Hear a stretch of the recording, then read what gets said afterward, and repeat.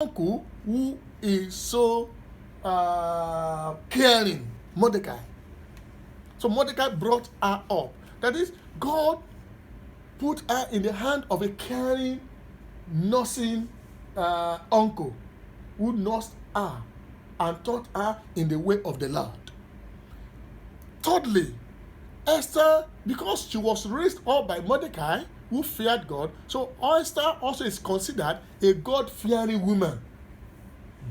And we can see that one of the qualities when the king was looking for somebody who is going to replace the former wife, one of the things that they looked for was that the person must be a virgin.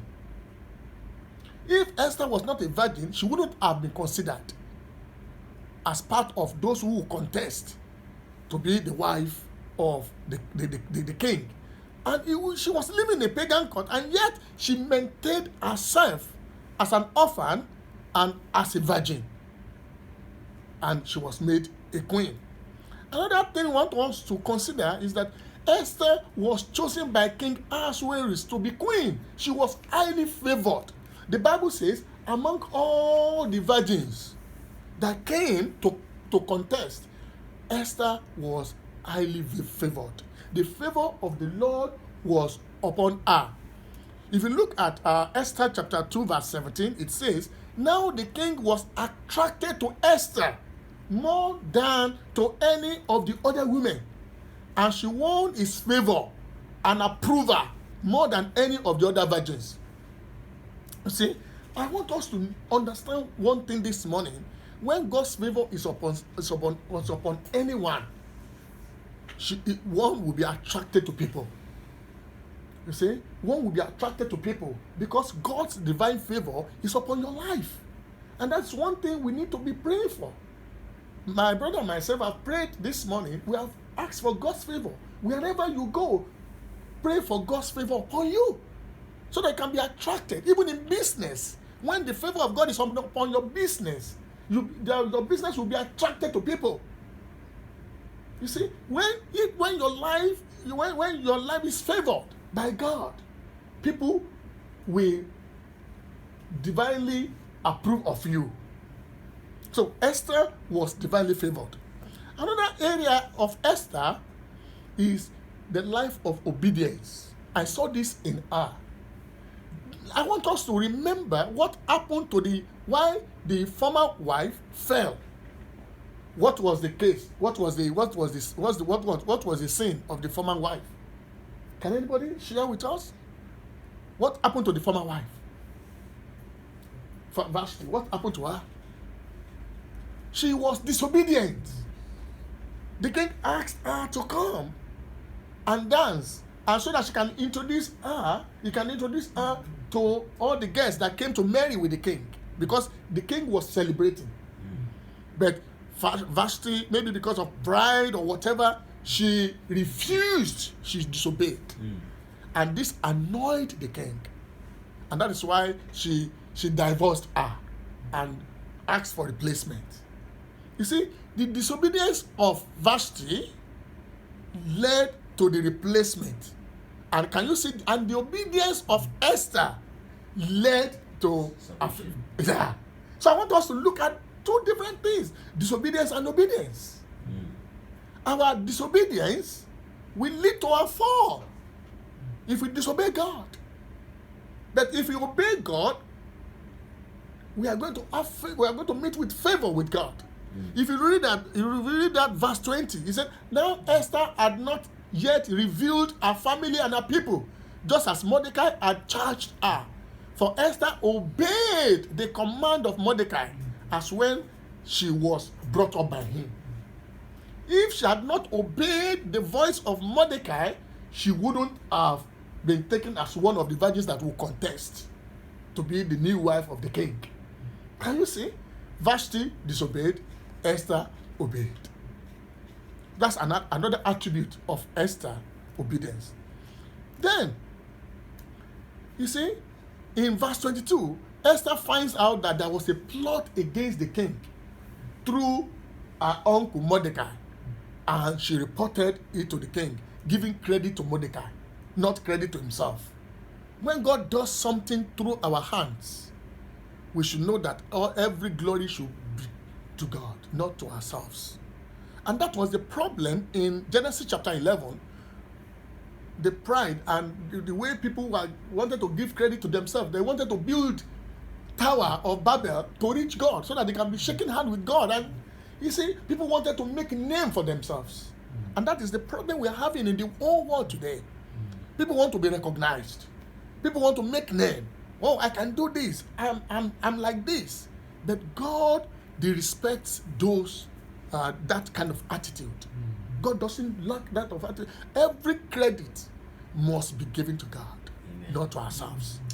Not to ourselves.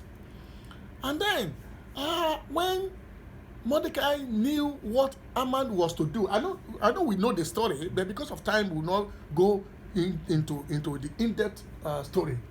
You know what brought enmity between Haman and Mordecai. Haman was next to the king, and he wanted to be respected. But because of the Jewish custom and belief, they cannot bow to any man except God. You see, bow to any other man. And Haman expected this. Mordecai will never bow. And each time, Haman will go to the king and he will meet Haman at the entrance. Haman will be very furious and angry. And they now decided to kill Mordecai. And when he learned that Mordecai also belonged to a Jewish race, he said, okay, not Mordecai alone, I will destroy the whole Jewish race. And when Mordecai got the awareness of this, he sent to Queen Esther in the palace. This is what is going to be done to your race, and you are not going to be exempted. Because if we say Jewish race, you are part. And this is what Haman wanted to do. And Esther sent back a message back to the uncle. Look here, you know the limitation. I'm limited here. There is a standing order in the palace that except the king sends for you, you cannot go in to meet with the king. And so this is very, very difficult for me to do. Do you know what Mordecai did? He sent message back. Look here. Maybe because of this time, God has placed you in position. If the salvation of the Jews will not come from your hand, it will come from any other place. You see, one thing I like about the tradition and the custom of the Jewish people is that they hold on to their belief and custom and tradition. They will not go. Like yesterday in the church, we were sharing in a kind of small group about the life of Shadrach, Meshach, and Abednego. These three even though they were threatened that they're going to be put in the furnace of fire if they cannot bow down to the king, they cannot worship the king. Sorry. And they said, we will not bow down. We know that our God will save us, and if He does not, we will not bow down. So I think there's a lesson for every one of us that we should always only worship God and not man, whatever being the case, no matter the circumstances. God has brought us here in Power Park to be seeking His face daily. It's a lesson for us that Him only shall we serve and no other person. You see, Mordecai insisted that he will never bow. And he said, the salvation of the Jews will come from elsewhere if Esther refused to do it. Knowing fully well that it's a difficult task for Esther. And Esther said, okay, maybe because of time God has placed me here, truly. Okay, I declare 3 days fasting and pray. Can you see? Godly woman. She trusted in God, even though she knows that she's entering a difficult terrain. She wanted to take a difficult step, and yet she knew that it was only God that can help us. Sometimes we find ourselves in this kind of situation when we feel, well, we cannot move forward again because there's a stumbling block somewhere, there's a hindrance somewhere. But we have to understand that our God is still alive. see what Shadrach, Meshach, and Abednego said. Our God will save us. And if he does not, we will not bow down. And see the way God saved them. Even the wicked king said, come here, you people. How many people did we put inside this fire? They said 3. He said, I can see 4 people standing upright inside the fire, walking as if nothing happened. And that is God for us. He's always there to save us. He's always there to protect us if we hold firmly unto him. And then I think lastly, I want us to understand that Esther never considered her own security. Hello? Esther never considered her own security at expense of the whole nation, of her own nation. She was more concerned for others than for her own security. Sometimes we look at the way we live our lives. We are always very concerned about our own security, our own welfare, our own well-being when others are suffering, when others need our help. Whatever we think we are is nothing before God if we care less for others. If we care less for others. So we should emulate this in the life of Esther. She was more concerned for others than for our own security. And then I said I will just share briefly. Do I have another 5 minutes or 10? Okay. Generality of the whole thing, when I was reflecting on the life of Esther, you all know what happened when she declared fasting and prayer, and people prayed, and she went into the king. And instead of her to be scolded or to be killed, the king beckoned to her to come in. What do you want? Please come. She was highly favored. And not that favor, protocol was broken. Because if the king does not send for any of the wives to come in, or anybody to come in, you have no right to come. Because the law of Persia is there, very strict. Very strict. The law says the person will be killed. But Esther was not killed. Last week, I shared part of my testimony when I was about coming to Singapore in 2003. I never knew that I would need a transit visa to transit from Charles de Gaulle in France. I took Air France, and so I needed to transit in France, and it was late when my agent, airline agent, told me that we needed a transit visa. To cut the long story short, I went to the embassy.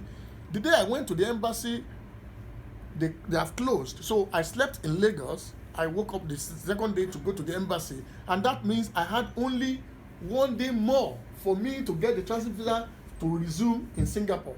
If you miss the orientation, you have missed the whole year. So you have to come back the following year. So when I got to the embassy, the policy was every transit visa would take at least 3 days. And I had only 1 day. You see? And there were 3 gates there. Gate A, Gate B, Gate C. Gate A is for the first time comer. If you are coming for the first time, you will queue at the Gate A. If you have come for your form and you have taken your form in Gate A, you come the second day and queue at Gate B, where you will submit your form and every document, and then you will take a tally that will qualify you to go to Gate C for interview. So it takes 3 days. And in that embassy, there was a policy that they won't answer more than 50 applicants in a day. And so there were already 50 queuing at Gate C. No, I didn't have any form. I didn't have any tally. But the Lord told me that I should go to Gate C and queue.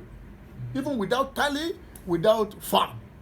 So I got there because I knew if I queue at Gate A, I won't make it. I won't be able to get my visa that day.